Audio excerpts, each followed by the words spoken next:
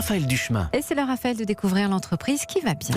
Et cette entreprise, eh bien, c'est Fouquet. Bonjour Catherine Chambaud. Bonjour. Merci d'être avec nous. Vous êtes PDG de ce chocolatier, confiseur qui est dans votre famille depuis 5 générations, si j'ai bien compté. C'est Louis Fouquet qui a créé l'entreprise en plein cœur de Paris. On est en 1852. Voilà, en 1852, il ouvre la boutique de la rue Laffitte, dans le 9e arrondissement.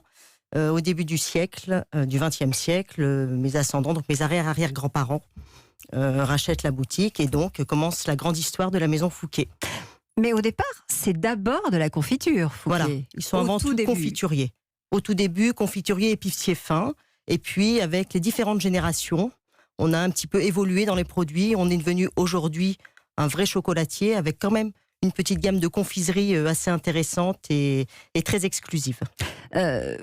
Votre lien de parenté avec Louis Fouquet, c'est des cousins germains éloignés. La vraie ascendance, c'est à partir du début du siècle. Là, c'est vraiment arrière-grands-parents. Et alors là, on descend jusqu'à nous, c'est-à-dire moi et mon frère Frédéric, avec qui je gère la société. Et là, nous sommes la 5e génération. Pourquoi vos arrière-grands-parents investissent dans l'entreprise de Louis Fouquet? Qu'est-ce qui leur fait envie à ce moment-là? Ils étaient un peu eux-mêmes confituriers. Ils avaient une petite boutique de confituriers. Il s'est trouvé qu'ils ont décidé d'élargir un peu leur petit commerce. Et donc, ils sont tombés sur cette boutique qui, à l'époque, le 9e arrondissement, d'ailleurs, c'est revenu maintenant, était un quartier très prisé et où il y avait beaucoup de boutiques intéressantes. Pendant la Seconde Guerre mondiale, la boutique est obligée de fermer.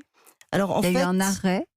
L'origine est certes la rue Laffitte, dans le 9e arrondissement, boutique qui existe encore aujourd'hui. Oui. C'est là où se trouvent les ateliers. Donc vraiment, on a fait quelques rénovations, mais la boutique est encore là. Ensuite, en 1928, on ouvre une boutique rue François 1er. Et dans les années 30, assez euphorique, 2 boutiques supplémentaires qui malheureusement ne survivront pas à la guerre de 39-45. Donc aujourd'hui, nous avons 2 boutiques sur Paris. Vous dites, aujourd'hui, on est chocolatier avant tout. On est chocolatier parce qu'on a évolué, parce qu'être ancien, c'est pas seulement rester dans ce qu'on sait faire. Et on est certes traditionnel, mais on essaie toujours d'essayer de trouver de nouveaux produits et d'être assez créatif. Et c'est vrai que la demande nous a un peu poussé vers le chocolat. Donc on a une gamme de chocolat très large, certes, mais on a gardé la confiserie parce que historiquement chez Fouquet, traditionnellement, on a un savoir-faire assez unique pour fabriquer des confiseries.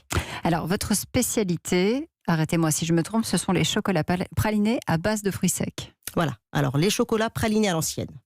Ça veut dire... C'est quoi praliné à l'ancienne? Praliné à l'ancienne, c'est fabriqué dans des bassines de cuivre.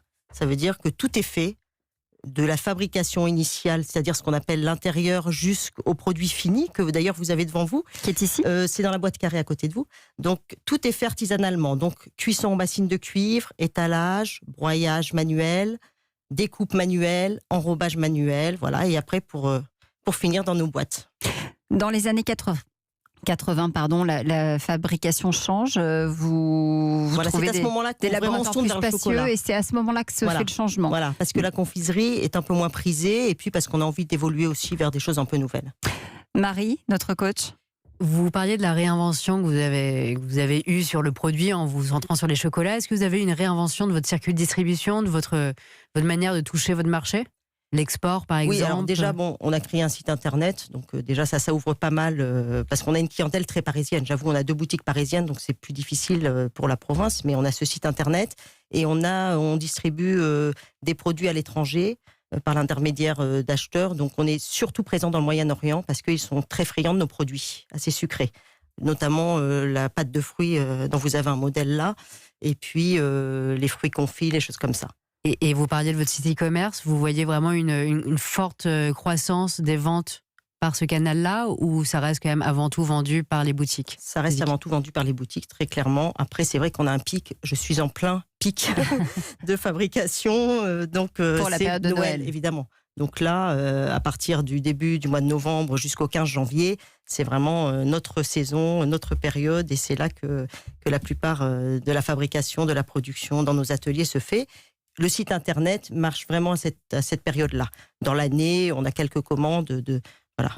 Elisabeth? Au-delà du chocolat, je me souviens d'excellentes tisanes chez Fouquet. C'est vrai. On a, disons qu'on est chocolatier confiseur et on a une petite gamme d'épicerie fine parce que justement, c'est sympathique de temps en temps de trouver une confiture, un miel, une moutarde, voilà. Donc épicerie sucrée salée et dans cette partie d'épicerie sucrée, c'est vrai qu'on sélectionne des tisanes qu'on propose à notre clientèle. Je crois qu'Elisabeth a eu peur de la discussion sur le diabète et se tourne désormais vers la tisane.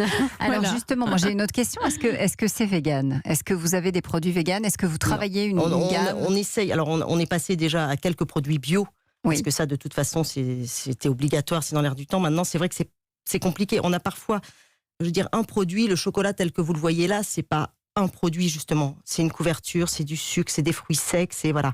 Donc c'est compliqué d'arriver à avoir un ensemble de produits qui fasse qu'un produit final est comme on le souhaite. Donc on essaye de travailler. On est très vigilant, voilà. Est-ce que vous savez combien de chocolats sortent de chez vous, du laboratoire tous les jours? Est-ce qu'on a une idée de ça? Ah ben ça dépend. Ça On dépend. peut faire en ce moment Qu'est-ce que vous faites en ce moment? 300 kilos par semaine. Voilà. Et puis, on peut faire au mois de juin 5 kilos. Voilà. Donc, c'est Ça vraiment, s'adapte. c'est très, très périodique. C'est vraiment, on est la saisonnalité qui mais prime. incroyablement, oui. Le chocolat, de toute façon, malheureusement, c'est saisonnier.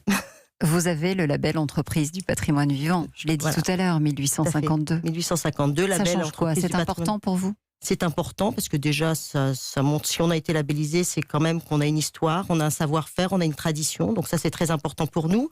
Et puis qu'on innove aussi, parce que vivant, ça veut dire aussi innover, être créatif. Donc c'est pas seulement rester dans ce qu'on sait faire et voilà, et ne rien faire. Et puis c'est aussi tout un groupe d'entreprises qui parfois peuvent faire des partenariats ou voilà, c'est intéressant. Et puis auprès de la clientèle étrangère, c'est assez important. Voilà. Merci beaucoup d'être venu nous raconter une partie de l'histoire de Je la vous en prie, maison c'est un plaisir. Fouquet. Je vous invite à Merci déguster les produits. d'avoir été avec nous en direct sur Europe 1. Merci à Marie Sermadiras qui Merci. était notre coach aujourd'hui. Elisabeth Céline, rendez-vous demain, midi sur Europe 1.